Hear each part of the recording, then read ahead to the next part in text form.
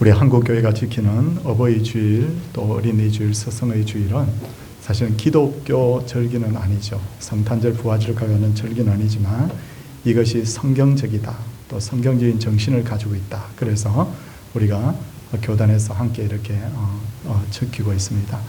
오늘 어버이 주일, 참 하나님께서 얼마나 기뻐하시는 날입니까? 우리 이 자리에 오신 우리 성도님도 환영하고, 우리가 드리는 이 예배를 통해서 하나님의 영광이 나타나기를 바랍니다. 옆에 분들과 같이 한번 인사하도록 하겠습니다. 반갑습니다. 네. 이제 자리에서 다 일어서 주시기 바랍니다. 찬송 38장입니다.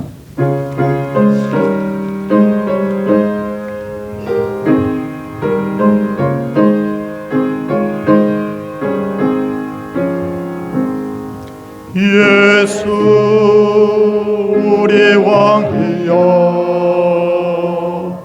이곳에 오셔서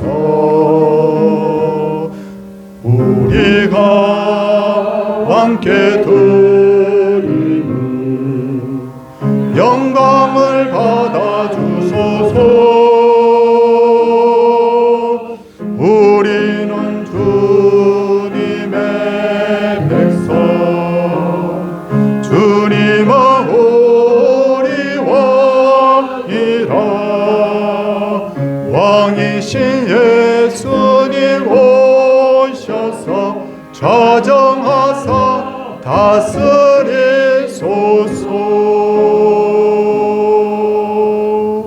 자리에 착석해 주시기 바랍니다. 오늘 성시교독은 어버이 주일입니다. 주보를 보시면 되겠습니다. 내 부모를 공경하라. 내 아들아, 내 아비의 훈계를 들으며 내 어미의 법을 떠나지 말라. 너를 낳은 아비에게 청종하고 내 늙은 어미를 경히 여기지 말지니라. 자녀들아, 주 안에서 너희 부모에게 순종하라. 이것이 옳으니라.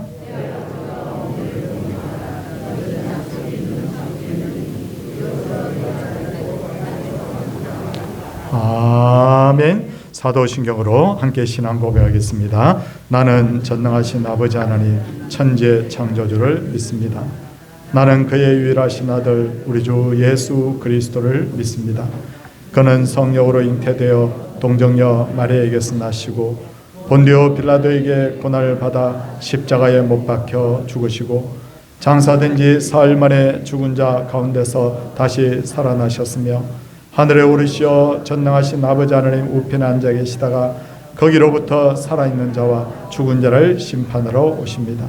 나는 성령을 믿으며 거룩한 공교회와 성도의 교제와 죄를 용서받는 것과 몸의 부활과 영생을 믿습니다. 아멘. 찬송 300장입니다.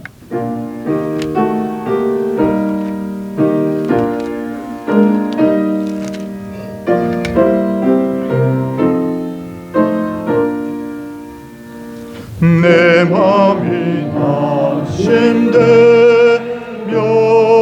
근심에 눌릴 때 주께서 내게 오사 위로해 주시네. 가는 길 감하고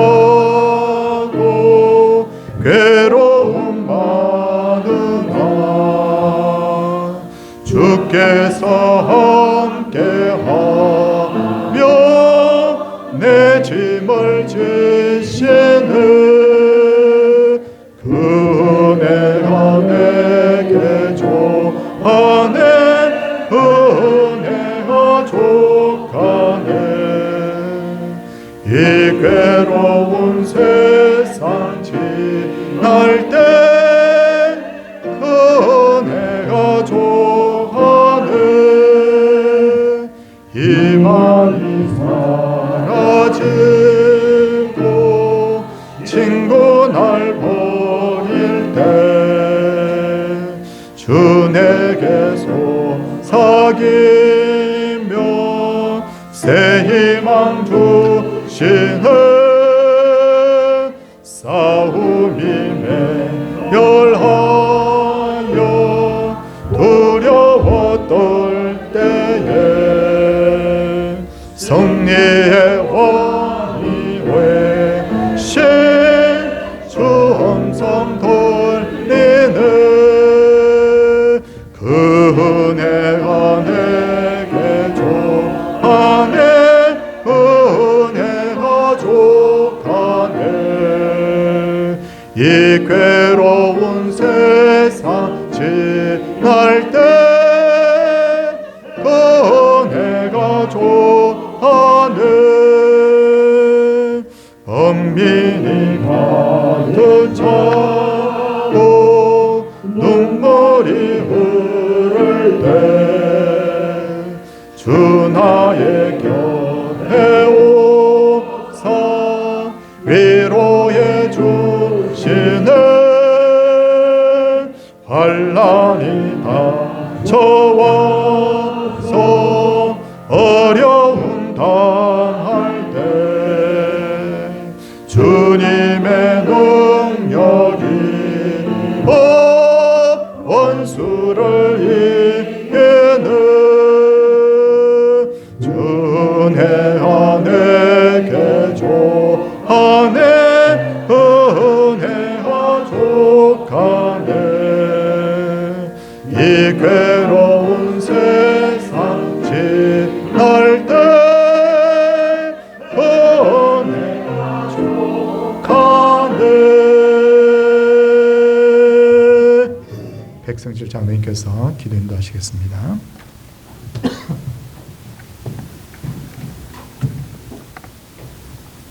거룩하신 아버지 하나님, 세상 많은 사람들 가운데 만에 하나 천에 하나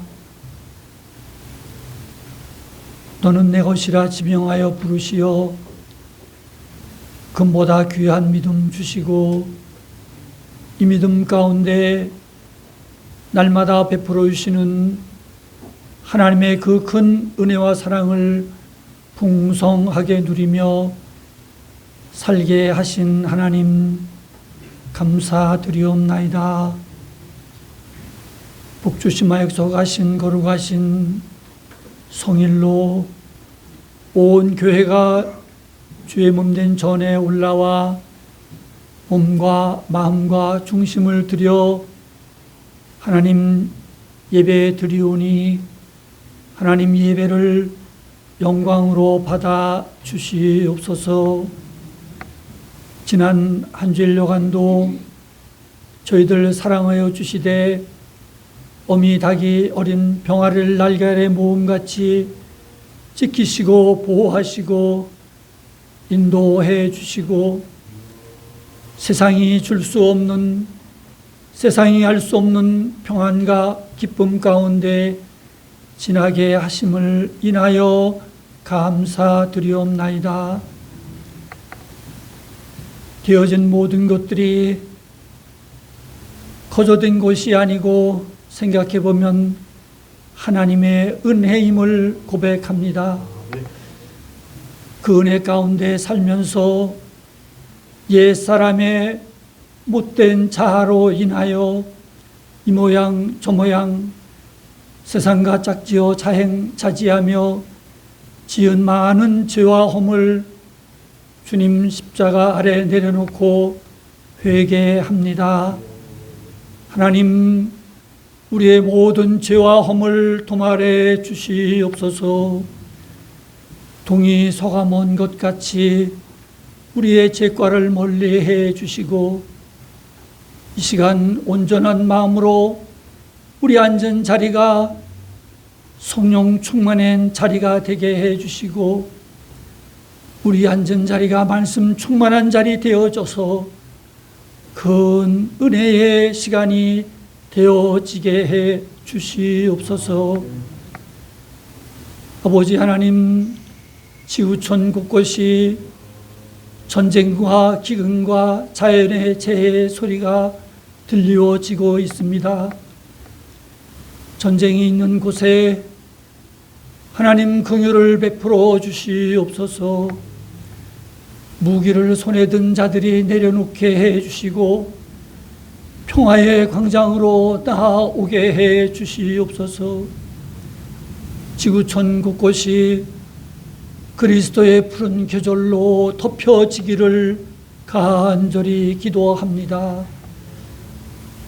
아버지 하나님, 오늘은 교회가 어버이 주일로 또 마음을 다하여 영광을 돌려드립니다. 하나님 말씀하셨습니다. 내 부모를 공경하라. 이것이 첫째 되는 계명이라고 말씀하셨는데, 하나님 생각해 보면 지난 세월 동안 우리 부모에게 그리하지 못한 것 하나님 많이 후회되고 하나님 용서를 구합니다. 하나님, 부모님 공경할 때 예수님의 마음으로 하게 해 주시옵소서. 예수님의 마음은 온유하고 겸손한 마음이라고 했습니다. 우리도 부모님 그리 섬기게 해 주시옵소서. 하나님도 간절히 기도하옵기는 교회가 이 한 해 동안 계획하고 기도하며 준비하는 모든 일정 가운데 하나님 6월달 뉴 패밀리 초청잔치로 준비하고 기도하며 나아가고 있습니다. 하나님, 우리 손에만 맡겨두지 마시고 주님께서 함께 해 주시어서 맡은 곳곳에서 충성되이 감당케 해 주시옵소서.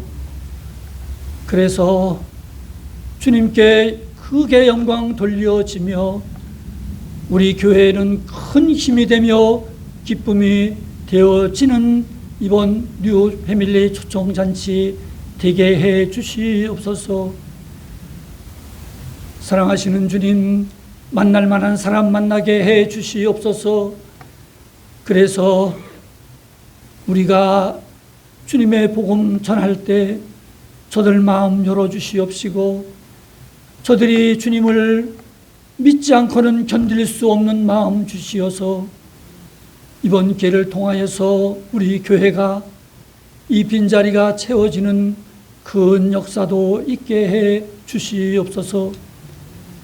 하나님 함께 일하심을 크게 간증되어지는 이번 초청잔치 되어질 수 있도록 하나님 은혜 위에 은혜를 더하여 주시옵소서. 사랑하시는 주님, 기도하옵기는 우리 성도님들 사업장과 일터를 위하여 기도합니다. 많은 사람들이 힘들다고 하고 안 된다고 합니다.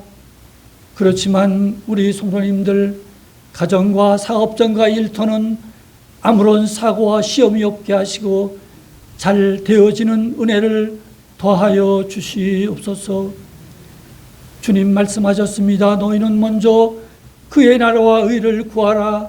그리하면 이에서 모든 것을 더하여 주신다고 말씀하셨는데, 하나님, 우리 날마다의 삶 가운데 주님께서 큰 은혜로 더하여지는 은혜로 살게만 해 주시옵소서. 사랑하시는 주님, 기도합니다. 저 북에 있는 동포들 지금도 숨어서 하나님의 이름을 부르며 예배하는 곳이 있다고 합니다. 지금도 저 토굴 속에서 하나님 예배하는 곳이 있다고 합니다.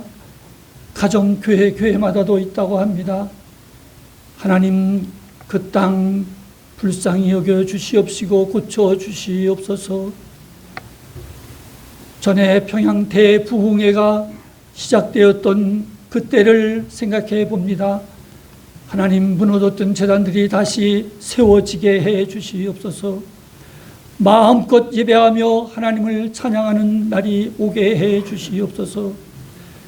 한 방울의 피 흘림도 없이 복음으로 통일되는 그날 오게 해 주시옵소서. 하나님, 사슴이 시냇물을 찾기에 갈급한 심령으로 이 시간 말씀 듣기를 원합니다. 말씀 가운데 찾아와 함께 계시는 주의 성령 아버지 하나님, 이 시간 우리 마음 문 열게 해 주시옵시고 주의 말씀이 말씀되어 선포되어질 때 아멘으로 화답하며 옥토에 떨어진 씨앗처럼 30배, 60배, 100배의 귀한 결실도 맺으며 영의 배부름을 얻는 복된 말씀 시간 되어지게 해 주시옵소서. 세우신 목사님을 성령의 강한 손으로 붙들어 주시옵소서.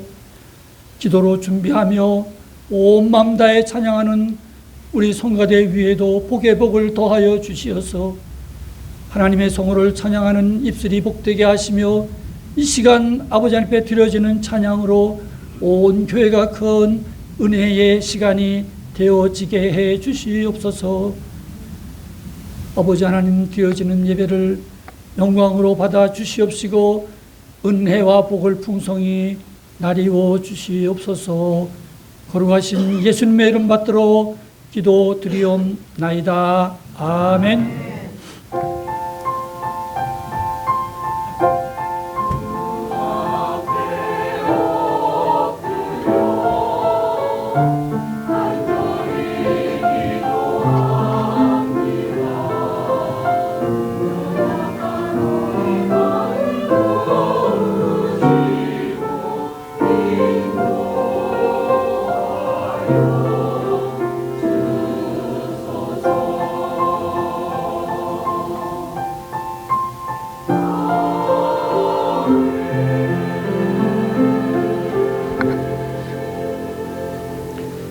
하나님의 말씀은 에베소서 6장 1절에서 3절까지 말씀입니다.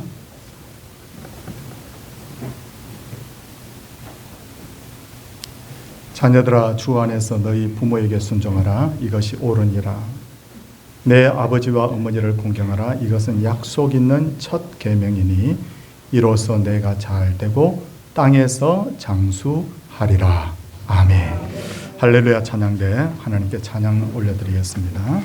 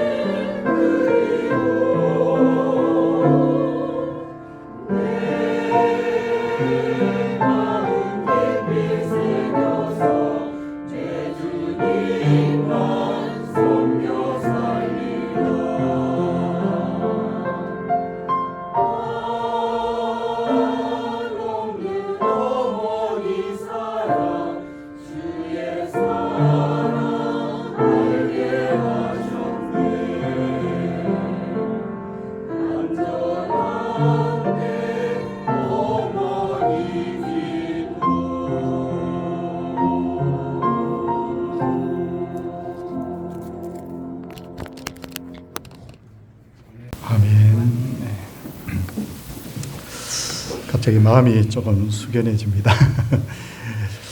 100여 년 전에 이 땅에 복음이 들어왔을 때 기독교인들은 죽은 조상에게 제사를 지내지 않는다는 이유로 가정과 사회와 국가로부터 큰 박해를 받았었습니다. 저도 어렸을 때 제사를 지내지 않는다고 해서 집안 어른들로부터 너는 조상도 없느냐라는 꾸중을 여러 차례 들었는데, 정말 기독교는 조상의 언덕을 모르는 불효의 종교인가? 그렇지 않습니다. 하나님께서 주신 최고의 계명이 10계명에도 5번째 계명에 내 부모를 공경하라고 있고, 성경에 보면 엄청나게 많이 많은 내용에 걸쳐서 부모의 효도를 강조하고 있는 것을 볼 수가 있습니다.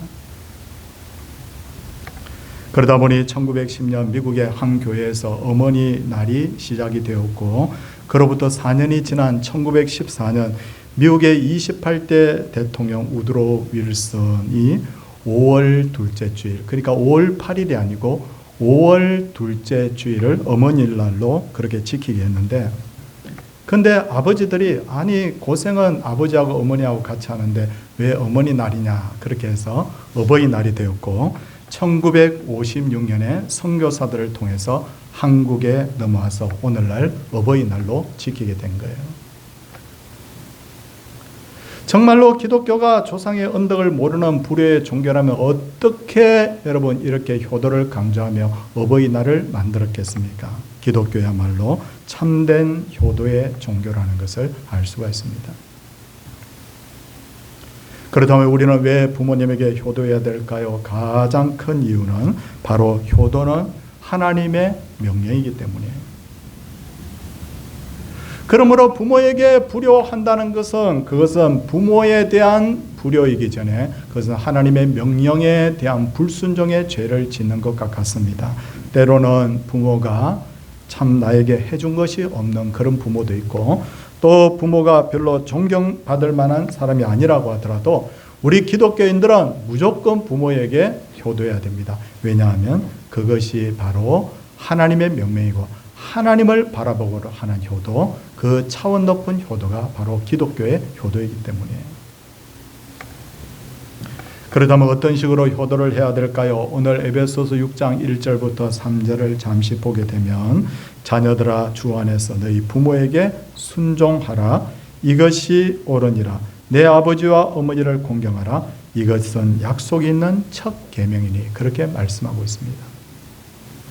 보시는 것처럼 순종하고 공경하라. 그렇게 말씀하고 있어요.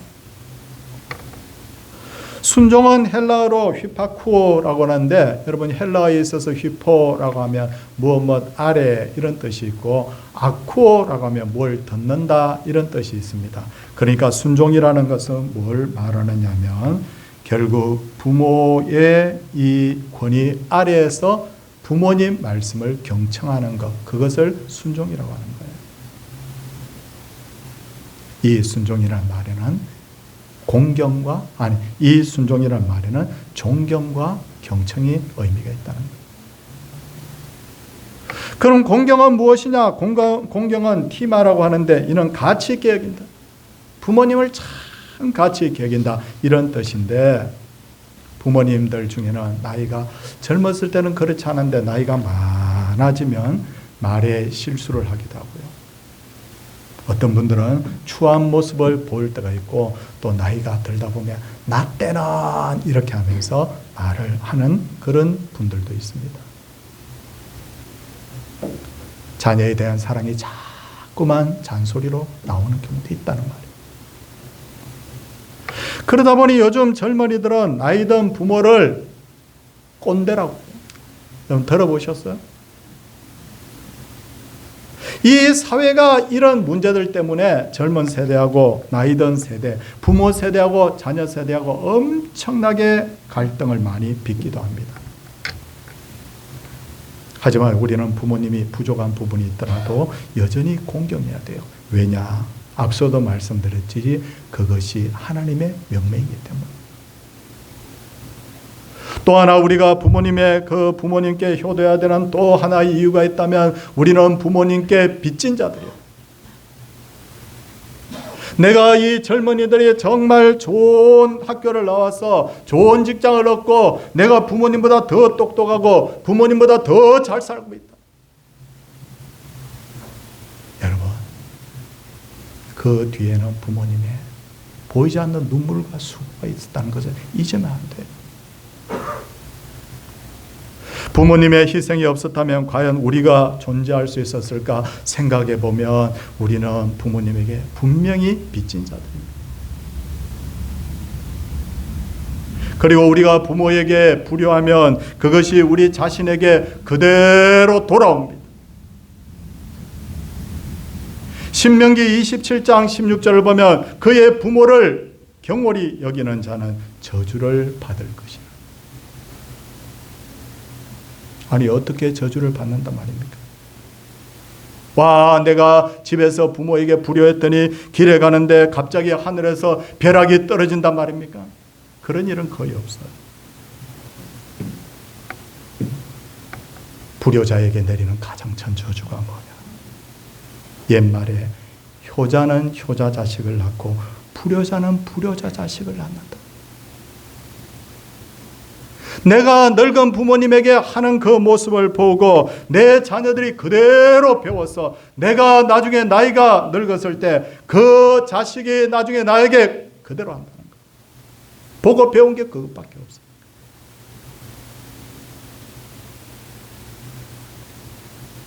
처마에 떨어지는 물방울은 전부가 앞에 떨어진 물방울을 따라서 떨어진다는 말이 있습니다. 첫째 물방울이 그 자리에 딱 떨어지면 그 다음 물방울도 그 자리에 떨어지지. 첫째 물방울이 여기 떨어진데 그 다음 물방울이 아무 일도 없는데 옆에 떨어지는 일이 없다는 거예요. 효자는 효자 자식을 낳고 불효자는 불효자 자식을 낳기 때문이죠. 그리고 우리의 효도는 언제나 주 안에서 이루어져야 합니다. 주 안에서라는 말이 무슨 말입니까? 첫째는 예수님 마음으로 효도하라는 거예요. 예수님을 배워야 됩니다. 예수님께서는 십자가의 상에서 가장 극한 고통을 당하실 때도 육신의 어머니 마리아가 십자가 밑에 와 계신 것을 보고는 제자 요한에게 내 어머니라라고 하면서 내 대신 이 마리아를 부탁한다고 당부하였어요. 요한이 예수님의 당부를 듣고 늙은 마리아를 어디 모셔야 되는데 예수님 어머니라는 그것 때문에 어디 있을 만한 곳이 없습니다. 그래서 국경을 넘어서 저 북쪽의 터키까지 이민 갑니다. 그리고 거기서 마리아가 늙어 죽을 때까지 모십니다. 터키의 셀축이라는 곳에 가면 요한 기념교회가 있는데 거기에 어떤 사연이 있느냐면 여기서 어머니를 모셨다는 거예요. 그 결과 예수님의 제자 중에 유일하게 요한은 순교하지 않았을 뿐만 아니라 그는 90살이 훨씬 넘도록 거의 95세가 되도록 그냥 살았는데 그 당시에 어떤 기준으로 보면 엄청 오래 산 거예요. 엄청 오래 살았다. 왜 그러냐? 10계명의 5번째 계명 중에 내 부모를 공경하라. 그러면 내 하나님 여호와가 내게 준 땅에서 내 생명이 길리라. 그 말씀대로 하나님께서 요한에게 복을 주신 거예요. 주 안에서라는 말은 성경 말씀대로 부모에게 효도하라는 말이에요. 기독교인들이 제사 지내지 않는 이유가 뭡니까? 그것은 하나님의 명령이 제사를 지내지 못하고 했기 때문에 부모님이 교회 가지 말라, 너 절에 가자, 연초에 사주팔자 보러 우리 무당집에 가자고 해도 그렇게 할 수 없는 이유가 뭐냐? 그것이 하나님께서 금하신 일이기 때문에 그렇다는 거예요. 기독교의 효도는 인본주의 효도가 아니라 신본주의 바로 효도이기 때문에. 그렇다면 하나님께서 왜 이렇게 효도를 강조하셨을까요? 이에 대해서 우리 한국의 유명한 박윤선이라고 하는 박사님은 이렇게 말했습니다. 군인이 나무로 만든 목총으로 훈련하는 것은 전쟁터에서 진짜 총을 들고 싸우기 위함이고 부모를 공경하는 것은 하나님에 대한 공경의 훈련이다. 눈에 보이는 부모에게 효도하지 않으면서 눈에 보이지 않는 하나님을 어떻게 공경하겠느냐고 그는 강하게 그 시대에 부르짖었어요. 그리고 또 하나 주 안에서라는 말은 반드시 부모님을 하나님께로 인도하라는 말이에요. 어떤 교인이 그 누구보다도 부모님께 효도합니다. 용돈도 넉넉하게 드리고 마음도 편안하게 드리고 잘 모십니다. 그런데 나만 예수 믿고 부모님에게 전혀 복음을 전하지 않는다. 그것은 진정한 효도가 아니라는 거예요. 어떤 분은 부모님의 영혼을 구해달라고 날마다 기도합니다. 기도하는 것 정말 귀한 일이에요. 그러나 거기에서 멈추면 안 됩니다. 우리가 부모님 만날 때마다 이렇게 말해야 돼요. 어머니, 아버지, 이 자식의 마지막 소원입니다. 어머니, 아버지, 저는 예수님 믿고 천국 갑니다. 우리 어머니, 아버지, 저와 함께 천국에서 영원히 살아야 되지 않겠냐고. 복음 전해야 돼요. 효도든 전도든 부모님이 살아계실 때야 됩니다. 늘 기회가 있는 게 아니에요. 왜 우리가 오늘 찬양대 찬양이 울려 퍼질 때 가슴 찡해했느냐? 이유가 있습니다. 그때 효도할 걸. 이런 마음이 우리의 마음속에 있기 때문에. 그리고 부모님께 대한 효도는 어른에 대한 공경으로 확대가 되어야 됩니다. 레위기 19장 32절에 하나님께서는 너는 샘머리 앞에 일어서고 노인의 얼굴을 공경하며 내 하나님을 경외하라. 대한민국이 돈 많은 나라가 되었는데 왜 이렇게 살기 힘든 나라가 되었는가? 이 이유가 여기 있다고 봅니다. 샘머리 앞에 일어설 줄도 모르고 노인을 공경할 줄도 모르고 이러면 이 나라가 복 못 받아요. 예전에는 어른들이 젊은이들보다 인생 경험도 많고 아는 것도 많았죠. 그래서 웬만한 문제는 어른들한테 물어보면 다 됩니다. 저희도 결혼 초창기에 아이가 열이 펄펄 나가지고 어떻게 하면 좋지? 어떻게 하면 좋지? 어른들에게 물어보면 어른들이 야, 애가 막 이렇게 오한이 나서 벌벌 떨 때 옷 입히면 안 돼. 벗겨서 시원한 물로 닦아줘.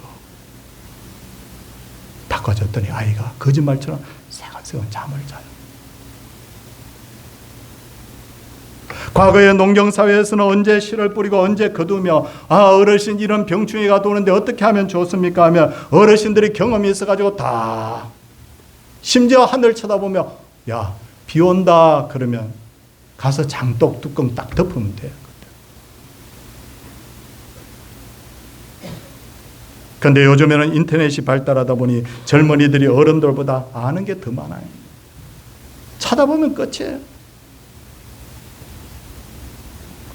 얼마 전에 평생을 농사를 지은 어르신들하고 이제가 농과대학을 졸업하는 젊은 친구들하고 한 마을에서 똑같은 농사를 지었는데 누가 이겼을까요? 젊은이들이 이겼어요. 조금 소출이 더 좋은 게 아니라 배나 소출이 더 좋았어요. 찾아보고 컴퓨터 가지고 짜락짝짝 다 해버리니까. 그러다 보니 이제 젊은이들이 어른들에게 묻지도 않고 어른들의 말에 귀를 기울이지도 않습니다. 그럼에도 불구하고 우리가 어른들의 말에 귀를 기울여야 되는 게 이유가 뭘까요? 앞서 말씀드렸지만 먼저는 하나님의 명령이옵니다. 그리고 또 하나 이유가 있습니다. 지식은 인터넷을 통해서 얻을 수 있지만 지혜는 인터넷을 통해서 배우기 힘들어요. 솔로몬은 지혜의 사람입니다. 그에게는 르호보암이라는 어리석은 아들이 있었어요. 솔로몬이 죽은 후에 그 아버지를 이어서 왕이 되었어요. 북쪽의 10개 지파의 대표들이 와가지고 왕이여 세금과 노역을 좀 줄여주십시오 부탁합니다. 로보암이 나이든 신하들에게 묻습니다. 어떻게 하면 좋겠느냐고. 나이든 신하들이 경륜이 있기 때문에 지혜롭게 이야기합니다. 이번 저렇게 강력하게 원할 때는 좀 져주십시오. 그러면 그 다음부터 왕이 무엇을 할 때 다 협조를 할 겁니다. 다시 이 로보암은 젊은 신하들에게 묻습니다. 어떻게 하면 좋습니까? 했더니 젊은 신하들이 이렇게 말합니다. 한 번 밀리면 끝까지 밀립니다. 어떻게? 밀어붙여. 로보암은 늙은 신하들의 조언을 무시하고 젊은 신하들의 말을 따라서 밀어붙이다가 북쪽 지파들이 반역을 일으켜서 독립하고 말아요. 그래서 아버지에게 물려받은 나라의 80% 정도를 잃어버립니다. 왜 로보암이 늙은 신하들의 조언에 귀를 기울이지 않았을까요? 두 가지 이유가 있습니다. 첫째는 성경이 그의 어머니는 모압 여자 나아마였기 때문이라고. 어머니가 신앙이 없었던 말이에요. 그러니 둘째 이유가 나타납니다. 어머니가 신앙으로 자녀를 기르지 못했으니 아버지가 그렇게 지혜의 왕이었는데도 불구하고 아버지 말 안 들어요. 솔로몬은 이 아들이 성장하는 모습을 보면서 끊임없이 말합니다. 내 아들아, 내 아들아, 아비와 어미의 훈계를 좀 들어라. 그런데 바탕교육이 중요합니다. 아무리 지혜로운 말을 해도 마음문을 딱 닫아버리고는 말 듣지 않아요. 우리 교회가 잘 되려고 하면 두 가지 문화가 있어야 돼요. 세상 사회생활 하다 보면요, 젊은 사람들이 똑똑하면, 요즘은 젊은 사람들이 회사의 부장이 되고 이사가 되고 높은 자리에 앉고 나이 많은 사람이 그 밑에 있기도 합니다. 그런데 우리 교회의 문화는 그렇게 가서 안 돼요. 나보다 조금이라도 나이가 많은 분이 있다고 하면 존중하는 문화가 돼요. 또 하나는 영적 지도자들에 대해서도 존중하는 문화가 돼야 돼요. 왜냐하면 잘 가르치는 장로들을 배나 존중할 자로 여기라고. 말씀 가르치는 자들과 좋은 것을 함께 하라고. 내가 볼 때는 별로 존경할 거 없는데 하나님의 명령이기 때문에 난 그렇게 한다. 이렇게 할 때 은혜가 돼요.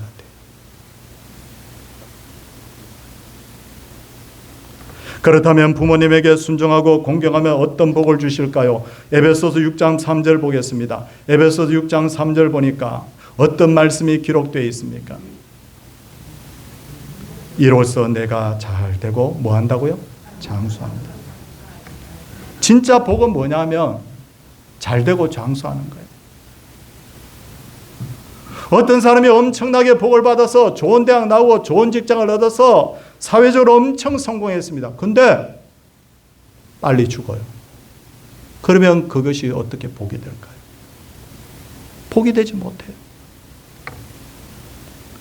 어떤 사람은 오래 장수하는 복을 받았습니다. 100살, 120살까지 살았습니다. 그런데 매일 끼니를 때우기 위해서 폐지를 주우러 다녀야 됩니다. 그게 어떻게 복이 되겠습니까? 잘 되는 것은 잘 되고 장수해야 돼요. 주변을 둘러보시면 집안에 갈등이 심한 경우에 대체로 불행하고 그 집이 장수하지 못합니다. 왜 그럴까요? 의학적으로 심리학적으로 이유가 있겠지만 가장 큰 이유 중에 하나는 뭐냐면 하나님께서 장수의 복을 주지 않아요. 예레미야서 35장을 보면 레갑 자손이 등장합니다. 이들은 본래 이방인들이었어요. 그런데 이스라엘 백성들이 출애굽할 때 이스라엘 백성들과 함께 나와서 가나안 땅에 함께 들어가서 늦게야 하나님을 믿게 된 민족이에요. 무슨 족속이라고요? 레갑 족속이라고요. 그런데 하나님께서 예레미야 선지자를 통해서 그 레각 족속을 테스트합니다. 예레미야야, 그들을 여호와의 집 한방으로 데려다가 포도주를 마시게 해라. 아, 하나님이 술 먹으라고 했구나, 이 말이 아니라 뭐라고요? 테스트라고요. 그래서 그 집안 사람들을 다 성전에 모아놓고 예레미야가 포도주를 마시게 했더니 네갑 사람들이 이렇게 말합니다. 잘 들어보세요. 우리 선조 요나답이 명령하여 이르기를 너희와 너희 자손은 영원히 포도주를 마시지 말며, 뭘 마시지 말라고요? 포도주. 너희는 집도 짓지 말고 파종하지도 말며 포도원을 소유하지도 말고 너희는 평생 동안 장막에 살아라.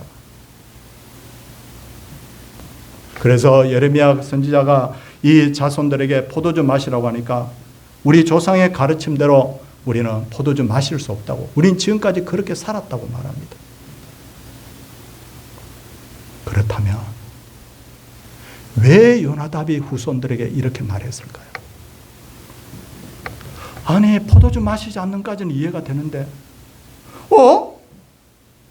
집도 짓지 말고 파종도 하지 말고 포도원도 소유하지 말라? 왜 그랬을까요? 포도주를 마시기 시작하면 결국 순에 임박히게 되고 쾌락에 빠져서 범죄할 수 있기 때문입니다.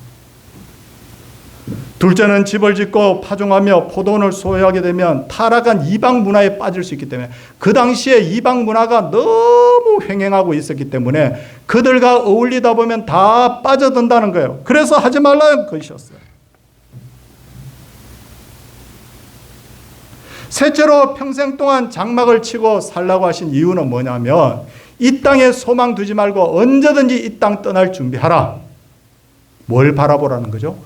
하나님을 바라보라. 천국 바라보라는 거예요. 놀랍게도 이들은 250년 동안을 이 약속을 지켰어요. 왜냐하면 조상 요나답이 그렇게 말했을 때 그게 성경적인 가르침이라고 생각했기 때문에.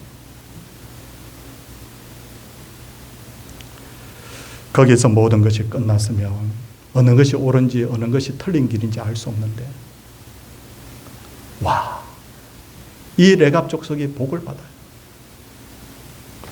두 가지 복을 받는데 예레미야서 35장 19절에 의하면 내 앞에 설 사람이 영원히 끊어지지 아니하리라. 이 복이 첫 번째 복이고, 두 번째는 타락한 유다 나라가 바벨론에서 망할 때 많은 이들이 바벨론에 포로로 끌려갔을 때 이 레갑 족속들은 그들과 어울려서 도시에서 살지 않았기 때문에 그 가나안 땅에 그대로 남게 됐어요.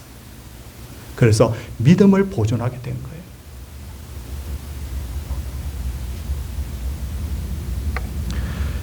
역사책을 보면 이와 같은 일이 과거에 몽골에도 있었죠. 몽골의 징기스칸이 무력을 가지고 중국을 점령했을 때 중국 들어가보고 깜짝 놀랐다 그래요. 왜냐하면 몽골보다 중국의 인구가 100배.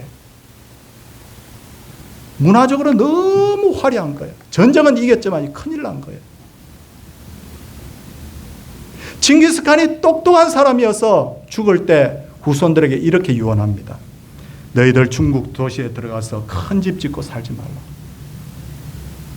너희 조상들이 하던 대로 초원에서 천막을 치고 살아라. 거기 들어가서 살다가는 너희들 큰일 난다고. 그런데 그 후손들이 조상의 말에 귀 기울이지 않아요. 몽골인들이 중국에 들어가서 화려한 대궐 같은 집을 짓고 삽니다. 많은 사람들을 종으로 부리면서 쾌락을 즐기면서 삽니다. 점점 중국에 동화되고 얼마 이제 힘이 점점 빠지니까 나중에 중국에서 저 북쪽 초원지대로 쫓겨납니다. 이게 몽골의 역사예요. 세계에서 제일 넓은 영토를 가졌던 몽골이 한두 세대 만에 이렇게 돼버리는 거예요. 얼마 있다가 이렇게 돼버렸어요. 그러니 네갑의 후손, 네갑 사람들이 조상 요나답의 말에 귀 기울인 것이 얼마나 은혜가 되는 겁니까? 효도할 때는 적극적으로 해야 됩니다. 잠언 23장 25절을 보면 내 부모를 즐겁게 하라. 너 낳은 어미를 기쁘게 하라. 나 불효하는 거 없습니다. 그냥 뭐 부모님이 뭐 하라 그러면 저 하기 싫어도 인상 딱 쓰고 그냥 합니다. 아니요. 효도는 거기서 거치면 안 돼요. 기쁘게 하고 즐겁게 해야 돼요. 기쁘게 하고 즐겁게 해야 돼요. 내가 좀 마음에 언짢은 일이 있더라도 혹시 부모님에게 근심이 될까 봐서 활짝 웃으면서, 부모님이 나를 부를 때, 시댁의 어른들이 혹은 처갓집 어른들이 나를 부를 때도 내가 이왕이면 얼굴을 활짝 펴면서 어떻게 하고? 즐겁게 하고 기쁘게 하라. 여러분, 이것이 바로 성경이 가르치는 바로 효도의 참 정신입니다. 사랑하는 성도님들, 오늘 어버이 주일입니다. 오늘은 위로는 하나님의 은혜에 감사하고 또 우리 부모님의 은혜를 다 알고 있지만 다시 한번 마음에 새기면서, 여러분 오늘 정말 이 말씀, 여러분 매번 이 말씀을 들어도 이 효도에 대한 말씀은 사실 내용이 크게 다를 것이 없다 하더라도 하나님이 또 말씀하시는 이유가 뭐냐면 아는 것에서 지켜야 되기 때문에, 오늘도 이 말씀대로 순종하여서 우리 모두가 참 행복한 인생, 장수하고 복을 받는 인생, 하나님께서 네갑 자손에게 복을 주신 것처럼 복받는 그런 역사가 우리 모든 우리 성도들의 가정에 정말 많이 나타나기를 주의 이름으로 축원을 드립니다. 우리 함께 찬송하도록 하겠습니다. 우리 오늘 579장 어머니의 넓은 사랑, 우리 이 찬송을 부르기로 합니다.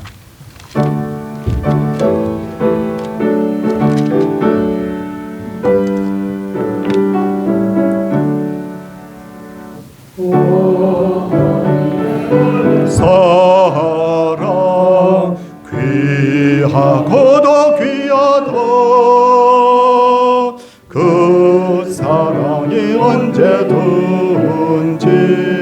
너를 감싸 줍니다. 내가 올 때 어머니는 주께 기도드리고 내가 기뻐 웃을 때에 찬송 부르십니다.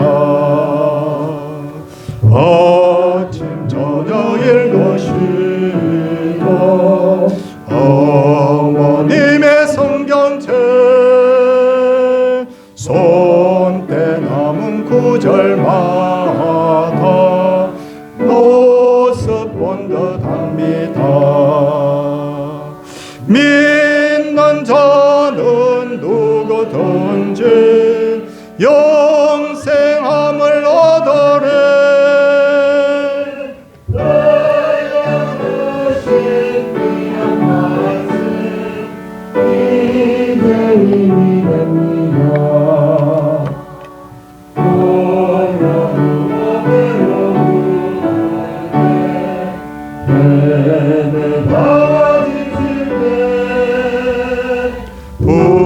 부르시던 찬송 소리 귀에 살아옵니다. 안석에서 샘물하고 황무지가 꽃피네.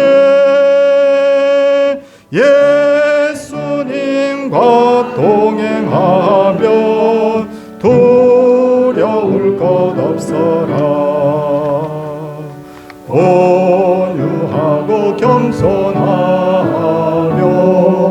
올바르고 굳세게 어머니의 떡 받으러 보람있게 살리라.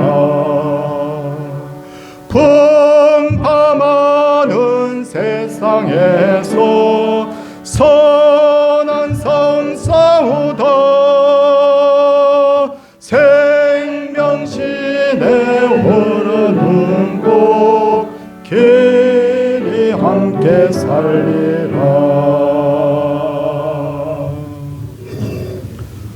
예배를 드리게 됨을 진심으로 감사드립니다. 날마다 감사의 조건을 더하시는 주님 은혜와 사랑 감사합니다. 건강 주심을 감사합니다. 주님 감사합니다. 범사에 감사합니다. 늘 평안과 형통과 강건의 복을 주시옵소서. 아버지 하나님 범사에 감사드립니다. 그리고 생일 감사의 물 하나님께 올려드렸습니다. 기도하도록 하겠습니다. 하나님,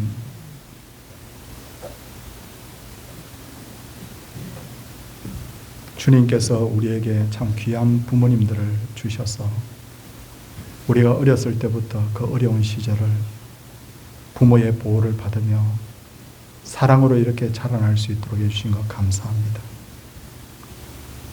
이제는 많은 성도님들이 꽤나 연세가 높아서 부모님의 얼굴을 뵙고자 하지만 뵐 수 없는 이런 상황에 있습니다.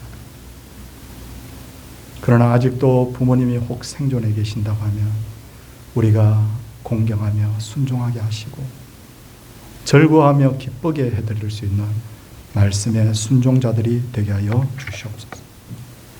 아버지 하나님, 교회는 부모님 외에도 또 연세가 나보다 높은 분들이 있습니다. 마음을 다해서 공경하게 하여 주시고 또 교회에서 하나님께서 세우신 영적 지도자들이 있습니다. 또 공경하며 함께 서로 존중함으로 아름다운 교회가 만들어지게 하여 주시옵소서. 아버지 하나님, 이 세상에는 지금 부모님이 젊은이들보다 아는 것도 없고 배우지 못했다고 꼰대니 하며 멸시하는 그런 문화가 팽배해 있습니다. 아버지, 이렇게 하다가는 대한민국이 큰 위기에 처해질 줄 하나님 그런 생각이 듭니다. 아버지 하나님, 사람의 짧은 머리로 이 나라가 흘러가지 않게 하여 주시고 이 성경의 복음을 따라서 하나님의 이 나라가 경영될 수 있도록 주님 도와주시기를 간절히 바라옵고 원하옵나이다. 아버지 하나님, 사람이 머리를 써서 나라가 잘 되고 가정이 잘 되는 것이 아니라 하나님이 복을 주셔야 잘 된다는 것을 알고 내 하나님 짧은 그 지식과 경험을 접어놓고 하나님의 말씀에 절대 순종할 수 있는 그런 우리 모든 성도님들이 되게 하여 주시옵소서. 아버지 하나님, 이 나라의 미래가 주의 손에 있습니다. 우리 자녀손들, 우리 가정의 미래가 주님 손에 있습니다. 하나님이 교회와 내 인생의 앞날이 주님 손에 있습니다. 하나님이여 말씀대로 믿고 말씀대로 순종하오니 아버지 하나님이여 성경에 기록된 대로 우리가 복받는 성도들이 되게 하여 주시옵소서. 몸이 아프고 어려운 중에 있는 성도들 주님 기억하여 주시옵시고 아버지 하나님, 우리가 주님을 사랑함으로 섬기는 귀한 분들이 있습니다. 그 수고를 기억하여 주시옵시고 아버지 하나님이여 우리 교회가 철저하게 복음에 사로잡힌 그런 교회가 되도록 주님 역사하여 주시옵소서. 우리의 표가 말씀대로 그리고 끝에 말씀대로 전도하자는 표인데 아버지 하나님 말씀이 이끌어 가시고 구름을 따라서 하나님 불기둥을 따라 구름 기둥을 따라 움직였던 이스라엘 백성들처럼 우리의 행보가 그와 같은 행보가 되게 하여 주시옵소서. 11조 드린 분들이 믿음으로 드렸습니다. 하나님 그 믿음의 귀한 예물들을 받아 주시옵시고 하나님 성경대로 주님 이분들이 다 복을 누리는 그런 놀라운 역사가 있게 하여 주시옵소서. 감사의 물을 주님 기억하여 주시옵소서. 아버지 하나님, 감사의 제목들이 정말 아름답게 날마다 많아지게 하여 주시옵시고 생일을 맞은 분에게도 하나님께서 역사하여 주셔서 주를 경외함으로 복된 삶 살아가게 하여 주옵소서. 주의 교회를 위하여 건축 예물을 드리며 복음을 위하여 전도 선교 예물을 드립니다. 하나님 앞에 주일마다 주일 예물을 가지고 주 앞에 나왔습니다. 하나님 다 받아주시옵시고 우리의 예배와 기도와 찬양과 더불어 이 예물이 하나님 앞에 흠양되게 하여 주시옵소서. 사랑해 주님께서 오늘도 종일토록 교회가 평강 가운데 은혜가 넘치게 하여 주시고 우리가 이제 하나님이여 패밀리 초청잔치, 뉴패밀리 초청잔치를 계속해서 진행해 가고 있는데 이 일이 반드시 유종의 미를 거두는 진행되는 모든 과정조차도 은혜가 되는 그런 놀라운 역사 있게 하여 주시옵소서. 우리를 죄악 가운데서 구원하시 예수님 이름으로 기도드리옵나이다. 아멘. 우리 다 자리에서 일어서셔서 620장 1절 찬송하겠습니다.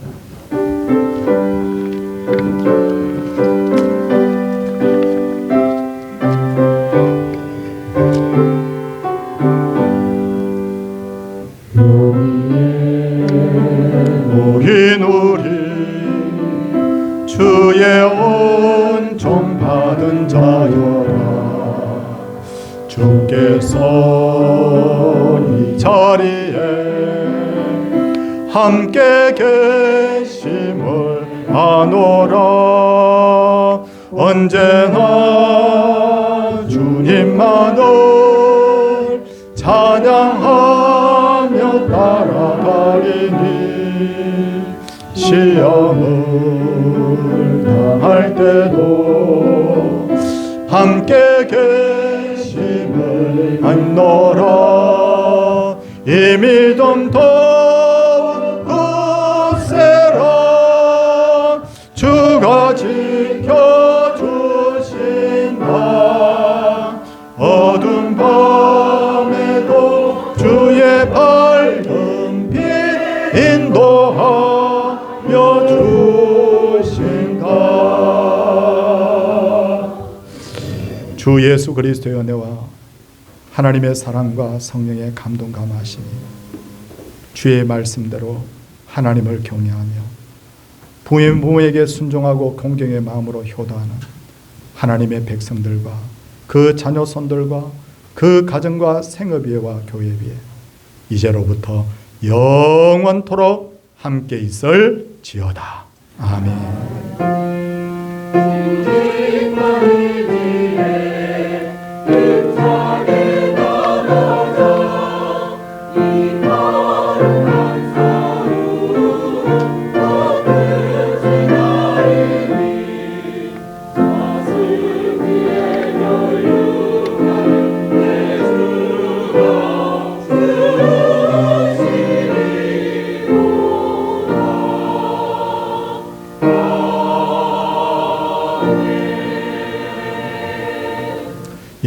자리에 착석하시기 바랍니다.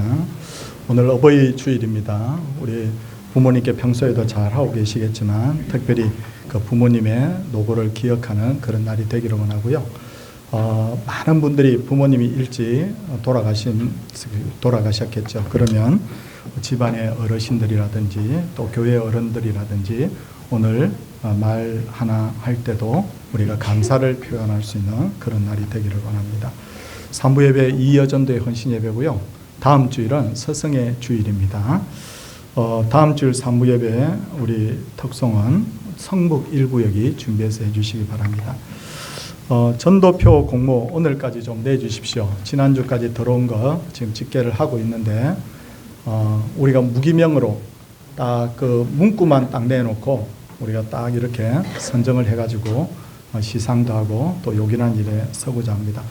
용지가 없으면 노비에 있습니다. 다 하나씩 적어서 우리 교육자들한테 주시면 되겠습니다. 다음 주는 우리 용지를 내어드렸는데 전도 대상자 작정을 하게 됩니다. 집에서 미리 써서 그렇게 가지고 오시면 다음 주 함께 우리 작정하도록 그렇게 하겠습니다. 작정을 하자 그러면 부담이 돼요. 왜냐하면 내가 이름 썼는데 모시고 오지 못하면 어떡하냐 그렇게 생각하는데 그건 걱정하지 마십시오. 뭐냐면 우리는 최선을 다할 뿐입니다. 결과까지 책임을 질 수는 없는데 단지 기도하고 우리 전도하자는 거죠. 그래서 꼭 작정자를 한 분 이상 써주시기 바랍니다. 다음 주일부터 우리 전도잔치 활동하는 우리 오후 시간에 계속해서 주일마다 노방 전도를 계획을 하고 있습니다. 그래서 우리 성도님들께서 꼭 이렇게 참석해 주시기 바라는데 놀라운 일이 일어났어요.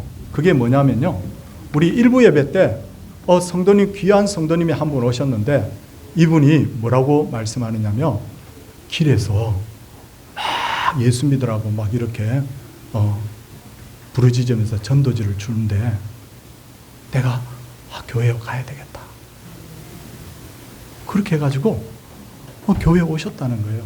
물론 이분이 뿌리는 있더라고요. 뿌리는 있는데 아마 이분이 그래서 서울 동산교회가 어떤 교회인가 해가지고 인터넷 유튜브에 들어가가지고 이렇게 봤대요. 그래가지고 저를 보더니 저 목사님 설교 많이 들었어요 그러더라고요. 지금 아마 오늘도 이제 보실 거예요. 반갑습니다. 제가 인터넷 보고 인사합니다. 너무 귀한 분이에요. 근데 참 신기하잖아요.